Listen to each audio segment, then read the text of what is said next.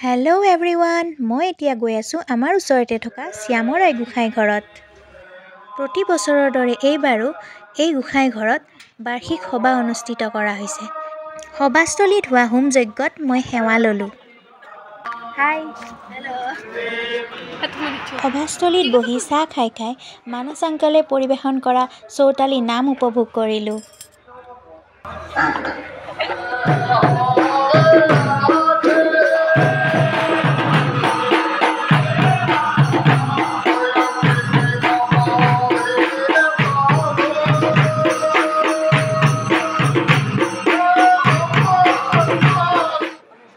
নাম শেষ হোৱাৰ পাছত পুষ্পাঞ্জলি লৈ সেৱা কৰিলোঁ আৰু প্ৰসাদ খালোঁ। মাহ প্ৰসাদ খাই দুগু ভাইটি আৰু মই খিচিৰি খাবলৈ বহিলোঁ। ধুনীয়াকৈ খিচিৰি খাই ঘৰলৈ আহিলোঁ। Thank you so' much for ৱাচিং।